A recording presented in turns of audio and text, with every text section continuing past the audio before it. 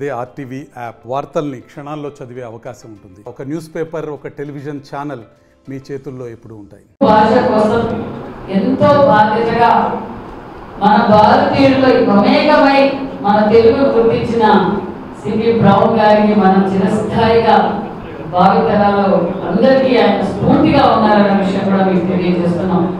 నిజంగా చైతన్య చెప్పినట్టు 1,00,000 బుక్కులు ఉన్నాయంటే నమ్ముదాం, కానీ ఇక్కడ తాళపత్రాలు ఉన్నాయి. ఇన్ని తాళపత్రాలు ఉన్నాయి, కడపకి ఇంత చరిత్ర ఉందన్న విషయం నిజంగా మేము పైకి చూసే వరకు కూడా తెలియదు. అంటే మాకే తెలియకపోతే ఇంకా చాలా మందికి తెలవాల్సిన బాధ్యత మనందరిది ఉంది. కాబట్టి దీన్ని బాగా అవేర్నెస్ చేయాలి, చేస్తాం. మేము కూడా రాజకీయంగా ఏం చేయాలో, మరి గవర్నమెంట్ తరఫున ఏం చేయాలో ఖచ్చితంగా చేస్తాం. ఎందుకంటే ఆజాద్ యుగ పురుషుడు నందమూరి తారక రామారావు గారు కూడా ప్రపంచ స్థాయికి తెలుగు జాతిని, తెలుగు ఖ్యాతిని ఈరోజు గుర్తింపు తెచ్చిన వ్యక్తి అన్న నందమూరి తారక రామారావు గారు. అదే స్ఫూర్తితో మరి మన విజనరీ లీడర్ చరిత్రని, మన భాషని, మన సంస్కృతిని, మన సాంప్రదాయాన్ని కాపాడుకున్న వ్యక్తి మన విజనరీ లీడర్ మాన్యశ్రీ ముఖ్యమంత్రి చంద్రబాబు నాయుడు గారు.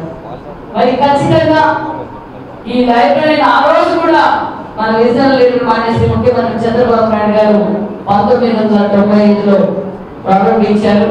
మరి ఖచ్చితంగా మళ్ళీ ఈ బిల్డింగ్ ని పూర్తి చేసి మళ్ళీ ముఖ్యమంత్రి గారితోనే వారి కోరిక మేరకు ఖచ్చితంగా ముఖ్యమంత్రి గారితోనే ప్రారంభిస్తామన్న విషయాన్ని కూడా మీకు తెలియజేస్తున్నాం. అంతేకాదు ఈరోజు రాష్ట్ర వ్యాప్తంగా గత ప్రభుత్వం ఏం చేసిందో మీకు అందరికీ తెలుసు. దోచుకోవడం, దాచుకోవడం, ఇలాంటి వాళ్ళకి అవసరం లేదు. భూమి పూజ చేయడం వాళ్ళకి అలవాటు. ఆ రోజు అసెంబ్లీ సాక్షిగా ఈ రాష్ట్రానికి రాజధాని అమరావతి అని చెప్పారు. అమరావతి 3 ముక్కలు అయ్యారు. భావితరానికి రాజధాని ఏంటంటే 5 సంవత్సరాలు రాజధాని పిల్లలు చెప్పలేకపోయారు. పోలవరం గంటలో చేస్తాం, 6 నెలల్లో చేస్తాం, 3 నెలల్లో చేస్తాం అని చెప్పి వాళ్ళు కనిపించడం. మరి రాష్ట్రం ఏ విధంగా భూమి పూజలు చేశారు? మన రాయలసీమకి హైకోర్టు బెంచ్ అని చెప్పి పాలాభిషేకాలు చేసుకున్నారు. రాష్ట్ర వ్యాప్తంగా ఎక్కడ పడితే అక్కడ టెంకాయలు కొట్టారు తప్ప పూర్తి చేసింది లేదని మీకు తెలుసు. ఇప్పుడే శ్రీనివాస్ రెడ్డి గారు, మరి మాదిరెడ్డి గారు, చైతన్య గారు చెప్పారు. సాక్షి పత్రిక, జనాలు ఎవరు సాక్షి పత్రిక నమ్మకనే 11 సీట్లు వచ్చాయి. ఇంకా సాక్షి పత్రికలో రాస్తే ప్రజలు నమ్ముతారు అనుకోవడం వారి భ్రమ. వాళ్ళ ఉనికి జరుపుకునే కోసమే ఈరోజు సాక్షి పత్రిక, సాక్షి ఛానల్లో ఇలాంటివి ప్రకటిస్తున్నారు.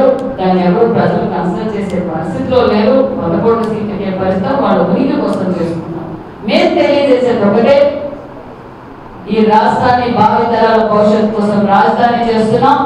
ఈ ప్రాంతానికి సాగునీరు, తాగునీరు పూర్తి చేయడానికి పోలవరం పూర్తి చేస్తాం, పరకచెర్ల డ్యామ్ పూర్తి చేస్తాం.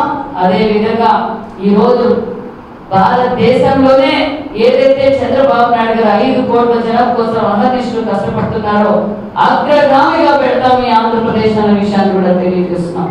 భావితరాలు మన పిల్లలందరినీ మనం ఈ సందేశం ఇవ్వాల్సిందే.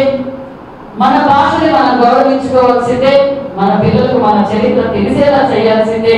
ఎందుకంటే మమ్మీ డాడీ అంటే నేను కూడా హ్యాపీగా ఫీల్ అయిపోతాను, కానీ అమ్మ నాన్న ఈ చరిత్ర మనం ఖచ్చితంగా మన రామాయణ, మహాభారత, మన కవిత్వము, మన చరిత్ర మన పిల్లలందరికీ తెలియజేయాలి. ఇది ముఖ్యమంత్రి గారు, మరి మన నారా లోకేష్ బాబు గారు కూడా వచ్చే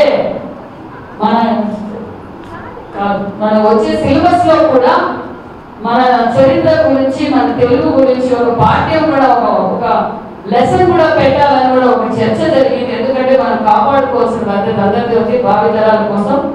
మరిన్ని వీడియోస్ కోసం ఛానల్ ని సబ్స్క్రైబ్ చేయండి. లేటెస్ట్ అప్డేట్స్ కోసం వాట్సాప్ ఛానల్ ని ఫాలో చేయండి. అండ్ లింక్ డిస్క్రిప్షన్ లో ఉంది.